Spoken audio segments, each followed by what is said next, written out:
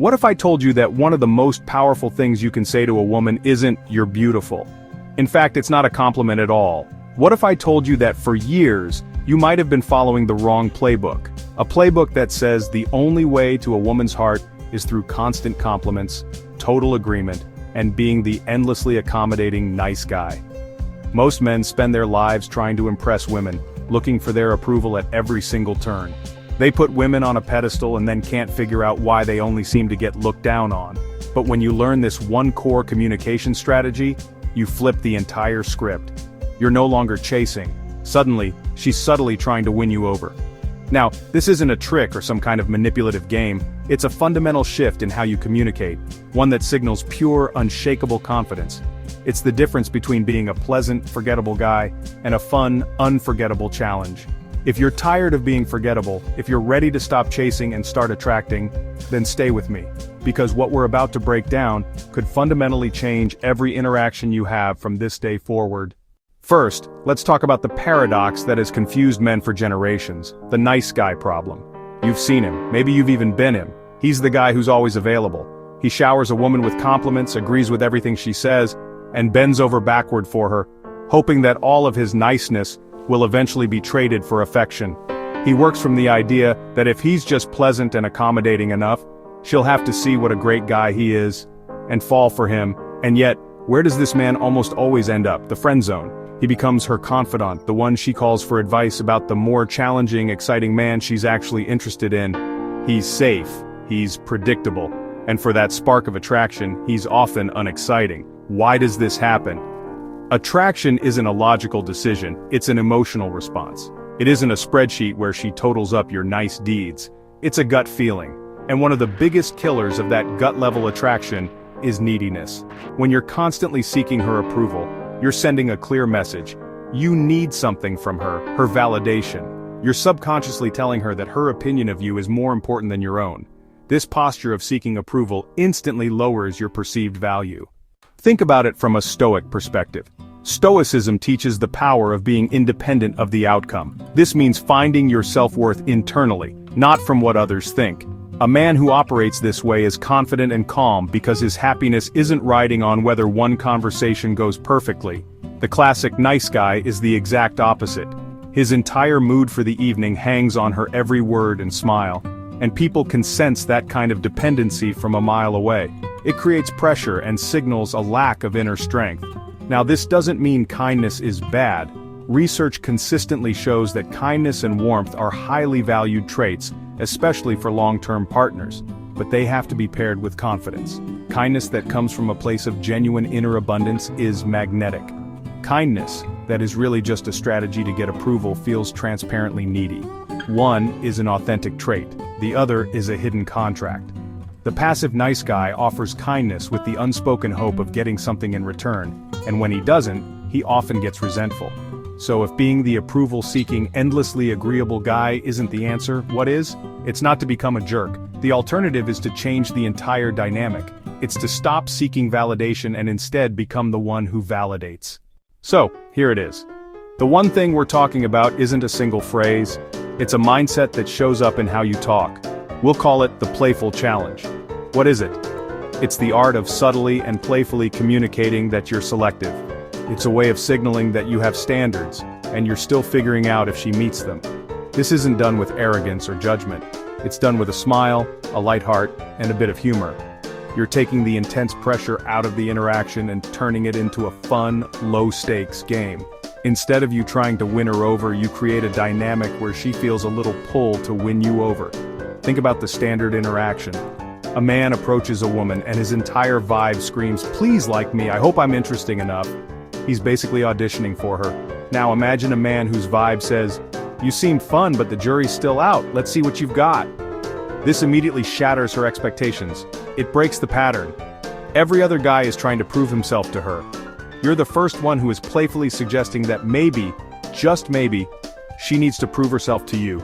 This isn't about insulting her, it's about a high-value, playful challenge. Why does this work so well? Let's look at the psychology. First, it signals confidence. A man who isn't afraid to playfully challenge a woman communicates that he has options. He isn't desperate. This lack of neediness, this outcome independence, is one of the most attractive traits a man can have. He is choosing, not waiting to be chosen. Second, it creates intrigue. Humans are curious. When you break someone's pattern of expectation, they want to know why. A woman used to men fawning over her will be stopped in her tracks by a guy who treats her like a fun, interesting person he's still getting to know. Her inner monologue shifts from, "Is this guy good enough for me?" to, "Wait, why isn't he falling all over me? I need to figure this guy out." You become a puzzle, which is far more compelling than an open book. Third, it builds comfort by lowering the stakes. When you use a playful challenge, you get rid of that heavy pickup vibe. You're just there to have fun. The humor makes the interaction feel light, so she can relax. Ironically, by removing the pressure to get a certain result, you make that result far more likely to happen. Finally, it taps into the principle of value. By playfully challenging her, you position yourself as the prize. In a world where male attention can feel cheap and abundant to an attractive woman, your discerning attention becomes valuable. She has to earn it, even if it's just in a fun, playful way. So, how do we actually do this? It's not about memorizing lines, it's about understanding 3 core ways of communicating that bring this mindset to life. Alright, let's get into how this actually works. How do you pull off a playful challenge without sounding arrogant? It comes down to 3 practical pillars. Pillar 1, the playful misinterpretation. This is one of the easiest and most fun to use. The problem with most first conversations is they're painfully boring. They feel like a job interview. Where are you from? What do you do? It's just an exchange of data, and it fails to create any real emotion. The key is to playfully misinterpret what she says to inject some humor and wit into the conversation. You're intentionally steering things away from the purely logical and into the fun and emotional. This shows you're quick on your feet and don't take things too seriously. Let's look at an example. Most guys. Her. I'm just so busy with work lately. Him. Oh yeah? What do you do? Logical, boring. You. Her. I'm just so busy with work lately. You, with a playful smirk. Let me guess. International spy. It's okay, your secret's safe with me. I can tell by the way you're casing the joint. Looking for threats or just the bartender? See the difference? The first one is an interview. The second one is an adventure. It's absurd and funny, and it completely changes the energy. Another one. Most guys. Her. I'm going to go grab another drink from the bar. Him. Okay, get me one too. Transactional. You. Her. I'm going to go grab another drink from the bar. You. Lean in with a grin. Ah, trying to get me drunk, are you? My mother warned me about women with clever plans like yours. It's not going to work. Unless it's a really good beer. This response is gold. It's a role reversal, a tease, and a challenge all in one. You've turned a simple statement into a fun little story. This pillar is about getting to the heart of flipping the script. A huge mistake men make is instantly putting a woman on a pedestal. This pillar is about creating an equal playing field. You do this by gently challenging her or framing the interaction as if she is the one trying to win you over. This has to be done with a smile.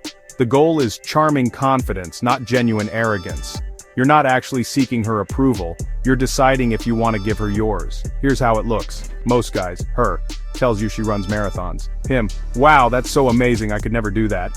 Puts her on a pedestal. You. Her. Yeah, I just finished my 3rd marathon last month. You. Nod slowly with a playful smirk. A marathon, huh? Okay, I'm like 70% impressed. You gotta sell me on the other 30%. What was your finish time? This is a great example of a soft challenge. You're acknowledging her accomplishment, but in a way that frames you as the one who is playfully judging. Another one. Most guys. Her. So what do you do for fun? Him. Immediately lists his coolest hobbies, hoping she'll be impressed. You. Her. So what do you do for fun? You. Smile and lean back. Hold on, I feel like I'm the one being interviewed here. Let's flip this. You've got 30 seconds, sell me. Why should I hang out with you? Go. This is a bold role reversal, but when delivered with a genuine, playful confidence, it can be incredibly effective. It turns the whole dynamic on its head and becomes a fun game she'll likely want to play. I want to pause here for a second. If this is starting to click for you, if you're realizing how some of the old dating advice has been holding you back, then do me a quick favor and hit that subscribe button. We are all about giving you no-nonsense, practical strategies to help you build real confidence from the inside out. Every subscriber helps us reach another guy who's ready to take control of his dating life. Go ahead, click subscribe, and let's get back to it. This 3rd pillar is the natural next step. Once you've set a fun, playful vibe, you have to be able to move things forward with confidence. The problem is, most men kill the momentum by hesitating. Could I maybe get your number? Do you think you'd, want to go out sometime? This hesitant language signals insecurity and puts all the power in her hands. The solution is to lead confidently. You communicate in a way that assumes she's interested because the vibe is good, and that moving forward is the natural thing to do. This isn't about being pushy, it's about leading, and you must be calibrated. You only do this when the vibe is right, you're both laughing and you feel a connection. Let's compare. Asking, so can I have your number? Weak, asks for permission. Leading, this has been fun, we should exchange numbers. What's your Instagram? Or hey, let me get your number before I have to take off. Confident leads feels natural. Notice the subtle but powerful shift. Can I have is a plea. Let me get your number is a calm, confident directive. Another example for setting up a date. Asking, would you like to get a drink with me sometime next week? Opens the door for a vague maybe. Leading. You know, I like your vibe, we should definitely continue this conversation. What's your schedule like next week? Are you more of a Tuesday or a Thursday person? This is called the two options approach. You're not asking if she wants to go out, you're moving straight to when. It assumes the yes, and makes it easy for her to agree because you're taking the lead. You're removing the friction. You can even use this to solidify the connection during the conversation. Instead of just saying, I'm having a good time, you can say, you know, we have good chemistry. Stating it as a fact defines the reality of the interaction in a confident way. It shows you're in tune with the dynamic and not afraid to lead it. Now, I need to be crystal clear about something. Everything we just discussed is completely useless without the right foundation. In fact, without it, these techniques can backfire and make you seem arrogant or weird. That foundation is your delivery and your authenticity. These are not lines to memorize. They are expressions of a confident and playful mindset. The words are only a small part of it. The rest is your tone, your body language, and your genuine intention. When you deliver a playful challenge, it has to come with a warm tone, a slight smirk, and engaged eye contact. Your body language should be relaxed. If you're tense or not smiling, it will land as an insult. But if you're relaxed and your voice is light, it lands as a charming tease. You're non-verbally communicating, I'm just playing with you. This is the key difference between a playful challenge and a neg. A neg is designed to lower someone's self-esteem. It comes from a manipulative place. A playful challenge comes from a light, confident place. Its goal isn't to bring her down, but to elevate the fun of the interaction.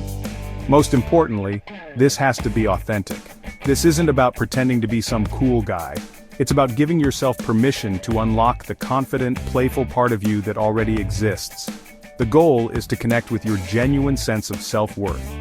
When you truly believe you are a high-value man, not because of your car or job, but because you have purpose and self-respect, then these playful challenges become a natural extension of that. You're not faking it. You are simply allowing your authentic, confident self to come out and play. So before you go out and try this, connect with that energy. Remind yourself of your own value. Decide you're going to have fun for yourself regardless of the outcome. When your goal is to enjoy the moment and share positive energy, your delivery will naturally become more authentic and infinitely more attractive. So we've come full circle. The promise of a single phrase that changes everything was, in itself, a kind of playful challenge. Because the secret, as you now see, isn't a string of words. It's a mindset. It's a fundamental shift in how you see yourself and your interactions. Forget the endless, approval-seeking compliments and the cheesy pickup lines. One of the most attractive things you can do is to flip the script. Stop auditioning and become the one who is playfully but selectively choosing. We broke this down into a practical system. The playful challenge built on 3 pillars. Playful misinterpretation to create fun, the soft challenge to demonstrate high standards, and confident leadership to move things forward. But always remember the foundation.